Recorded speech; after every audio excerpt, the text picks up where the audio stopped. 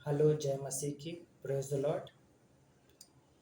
यीशु चाहते हैं कि आप शैतान की तरह बने। मेरी बातों से थोड़ा आप आश्चर्यचकित हो गए होंगे, लेकिन हाँ, ये सच है कि यीशु चाहते हैं कि आप शैतान की तरह बने।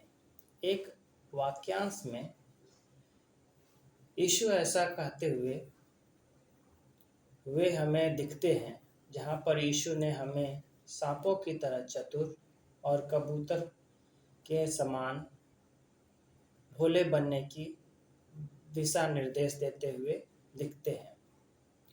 यीशु ने हमें सांपों की तरह बनने के लिए क्यों प्रोत्साहित किया? क्या यह शैतान का प्रतीक नहीं है? जी हाँ, सांप शैतान का ही प्रतीक है। अगर आप इस वीडियो को पूरी तरह से देखेंगे और ध्यानपूर्वक देखेंगे तो आपको इस प्रश्न का उत्तर मिल जाएगा। मैं आशा करूँगा कि आप ध्यानपूर्वक इस वीडियो को अंत तक देखें, जिससे ये आप पता कर पाएंगे कि हाँ, प्रभु यीशु ने हमें शैतान की तरह बनने के लिए क्यों प्रेरित किया था। तो आइए हम शुरू करते हैं आगे के लिए। यह विषय और भी पेचीदा तब हो जाता है जब यीशु हमें सांपों की तरह चतुर बनने के लिए कहते हैं। आपके सामने मैं उत्पत्ति 3 अध्याय और वचन 1 से 5 तक में देख सकते हैं कि वहाँ पर किस तरह से शैतान ने हव्वा को अपने वक्तव्यों में फंसाकर या अपनी बातों में उलझाकर उसे फल खाने के लिए विवश कर देता है, और अंततः स्त्री उसके बहकावे में आके उस फल को खा लेती है, जिसकी वजह से उनके ऊपर श्राप आता है। तो उत्पत्ति 3 अध्याय वचन 1 से आगे मैं आपके लिए पढ़ता हूँ। यहोवा परमेश्वर ने जितने बनैले पशु बनाए थे, उन सब में सर्प धूर्त था। उसने स्त्री से कहा, क्या सच है कि परमेश्वर ने कहा है कि तुम इस वाटिका के किसी वृक्ष का फल न खाना? स्त्री ने सर्प से कहा, इस वाटिका के वृक्षों के फल हम खा सकते हैं, पर जो वृक्ष वाटिका के बीच में है, उसके फल के विषय में परमेश्वर ने कहा है कि न तो तुम उसके फल को खाना और न उसको छूना, नहीं तो मर जाओगे। तब सर्प ने स्त्री से कहा, तुम निश्चय न मरोगे, वरन परमेश्वर आप जानता है कि जिस दिन तुम उसका फल खाओगे, उसी दिन तुम्हारी आंखें खुल जाएगी और तुम भले बुरे का ज्ञान पाकर परमेश्वर के तुल्य हो जाओगे। आप इस वचन में देख सकते हैं कि किस तरह से सांप ने अर्थात शैतान ने स्त्री को बहकाया और फल खाने के लिए उकसाया। और इसी तरह एक वचन और आप देख सकते हैं, मत्ती और उसका 10 अध्याय और वचन 16 में, जहाँ पर यीशु कहते हुए हमें मिलते हैं कि देखो, मैं तुम्हें भेड़ों के समान भेड़ियों के बीच में भेजता हूँ, इसलिए सांपों की नाई या सांपों की तरह बुद्धिमान और कबूतर के समान भोले बनो। मैं तुम्हें भेड़ियों के बीच में भेजता हूँ। इसका मतलब क्या है? इसका मतलब यह है कि यीशु ने उन्हें एक खास तरह के दिल के साथ जाने की आज्ञा दी। जब चेले लोगों के बीच में जा रहे थे, तब उन्होंने इस वाक्यांश को उन चेलों के सामने बताया। परमेश्वर पर भरोसा करते हुए और दूसरे को गाली देते हुए नहीं जाने की आज्ञा दी। उन्होंने कोई हेर फेर करते हुए लोगों के बीच में जाने की आज्ञा न दी, परंतु उन्होंने कहा कि एक कहते हैं,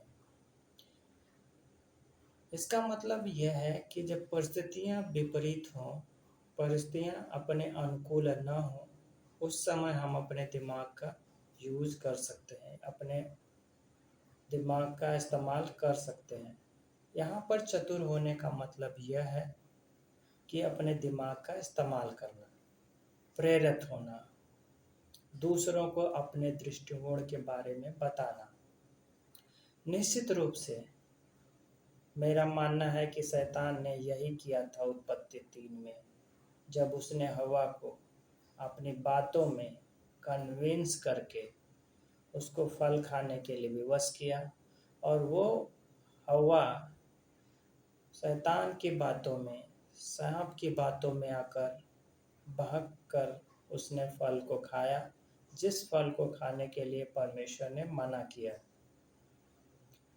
हाँ, यहाँ पर बाइबिल हमें ज़रूर मना करती है कि हम उस सांप की तरह, यानी उस शैतान की तरह हमें नहीं बनना चाहिए।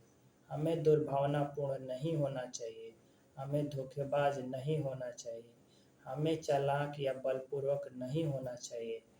रोमियो 16 अध्याय और उसके 19 वचन में मैं आपके लिए एक वचन और पढ़ना चाहूँगा। आप देख सकते हैं, तुम्हारे आज्ञा मानने की चर्चा सब लोगों में फैल गई है, इसलिए मैं तुम्हारे विषय में आनंद करता हूँ, परंतु मैं चाहता हूँ कि तुम भलाई के लिए बुद्धिमान, परंतु बुराई के लिए भोले बने रहो। यहाँ वो बातें स्पष्ट हो जाती हैं जहाँ पर पौलुस बोलते हैं कि तुम भलाई के लिए बुद्धिमान, परंतु बुराई के लिए भोले बने रहो। और वहाँ पर लिखा गया था कि जब यीशु भेड़ों के रूप में भेड़ियों के बीच भेजता है, तो बुद्धिमान सांपों की नाई चतुर बनने के लिए और कबूतर के समान भोले बनने की सलाह देता है। यहाँ पर पौलुस लिखते हुए अपनी पत्री में बोलते हैं कि तुम भलाई के लिए बुद्धिमान रहो और बुराई करने के लिए भोले बने रहो। तो हमें यहाँ पर स्पष्ट हो जाता है कि हम अपनी चतुराई या बुद्धिमानी, अपने मस्तिष्क का उपयोग वहाँ कर सकते हैं जहाँ भलाई की बातें हों। बुराई में इसका, चतुराई का कोई यूज नहीं है। सांपों की तरह भोले बनने का, सांपों की तरह बुद्धिमान बनने का यूज नहीं कर सकते हम जब हम मसीह भाई बहनों के बीच में होते हैं। लेकिन अपने दिमाग के कुशल हमें यहाँ पर ये देखने को मिलता है कि हमें अपने दिमाग का इस्तेमाल करने में कुशल होना चाहिए। हमारे तर्क चाहे कितने भी ठोस क्यों न हो, जब हम अपने मसीह भाई बहनों के बीच में होते हैं तो हम किसी को भी छोटा नहीं समझना चाहिए। लेकिन आजकल के समय में हम देखते हैं कि न केवल लोग चालाक हैं, बल्कि सांपों की तरह जहरीले और दुर्भावनापूर्ण भी पाए जाते हैं। एक दूसरे को लोग काटते हैं, एक दूसरे को लोग चोट पहुंचाते हैं और एक दूसरे को आहत करने वाले, ठेस पहुंचाने वाले शब्दों का यूज लोग करते हैं। लेकिन परमेश्वर का यहाँ पर वचन बताता है, रोमियो अध्याय 16 और वचन 19 में किस तरह से बताता है कि हमें भलाई के लिए तो बुद्धिमान, परंतु बुराई के लिए भोले बनने की ज़रूरत है। चाहे हम कहीं भी होते हैं, चाहे अपने लोगों के बीच में होते हैं, चाहे पराए लोगों के बीच में होते हैं, जब भी हमें अच्छाई करने की ज़रूरत है तो हम अपने दिमाग का इस्तेमाल कर सकते हैं, अपने बुद्धिमत्ता का यूज कर सकते हैं, हम अपने दृष्टिकोण दूसरों को बता सकते हैं। उसी तरह परमेश्वर ने हमें प्रेरित किया कि जब हम भेड़ियों के बीच में होते हैं, जब हम अपने सताने वालों के बीच में हो सकते हैं, जब लोग हमें सताते हैं या हम ऐसी स्थिति में हैं जहाँ पर हमें सताव का सामना करना पड़ रहा है, तो हम वहाँ पर सांपों की तरह, यानी अर्थात हमें शैतान की तरह चतुर होने में, दिमाग का यूज करने में निपुण होना चाहिए, ताकि हम उस सताव से, उस परिस्थितियों से, विषम परिस्थितियों से निकल पाएँ। लेकिन जब हम भेड़ों के बीच में होते हैं, अर्थात जब हम मसीह में अपने भाई बहनों के बीच में होते हैं, तो सांप की तरह चतुराई का यूज करना कभी भी एक रणनीति नहीं होनी चाहिए। क्योंकि जब हम आत्मा में भागीदारी करते हैं, तब अनुग्रह हम पर आता है। लेकिन जब हम सर्प के साथ यानी शैतान के साथ हमारी भागीदारी होती है, तो हमारी तिरस्कार और निंदा होती है। एक मसीही के रूप में हमें सर्प की तरह भागीदार नहीं होना चाहिए, हमें सर्प की तरह धूर्त नहीं होना चाहिए कि किसी भी गलत चीज़ों में हम किसी व्यक्ति को, जो हमसे कमज़ोर है, जो हमसे विश्वास में थोड़ा सा पीछे है, हम उसको छोटा नहीं समझते हुए हम उसको मार्गदर्शन कर सकते हैं। हमें किसी को भटकाने की ज़रूरत नहीं है। आप किसी के प्रति एक तीखी प्रतिक्रिया रख सकते हैं, लेकिन आपकी ज़ुबान तीखी नहीं होनी चाहिए। आप किसी के प्रति ऐसे शब्दों का यूज़ नहीं करना चाहिए, या किसी को ऐसा ना हो कि आपने ऐसे शब्दों का यूज़ कर लिया जो उनको नीचा दिखाने की प्रवृत्ति का हो। यहाँ पर नीति वचन में एक वचन याद आता है मुझे, जहाँ पर लिखा है कि एक नरम जुबान हड्डी को तोड़ देती है और एक कोमल उत्तर क्रोध को ठंडा कर देता है। तो हमें उस तरह की वाणी का यूज करना चाहिए जो लोगों की भलाई के लिए है, लोगों को उत्थान के लिए है, लोगों को प्रेरित करने वाला हो। और मैं प्रार्थना करूँगा कि मेरी ज़ुबान नरम हो जाए, आपकी ज़ुबान नरम हो जाए, कठोर उत्तर मसीह जैसा कोमलता धारण कर ले। मेरे भीतर शरीर किसी भी व्यक्ति को नीचा दिखाने वाली और चोट पहुंचाने वाले शब्द बंद हो जाएं। हम अपनी बातचीत में कबूतरों के समान, जिस तरह से प्रभु यीशु कहते हैं कबूतरों के समान भोले बनो, उसी तरह हम भी अपनी बातचीत में कबूतरों के समान हानि रहित बने, कबूतरों के समान भोले बने।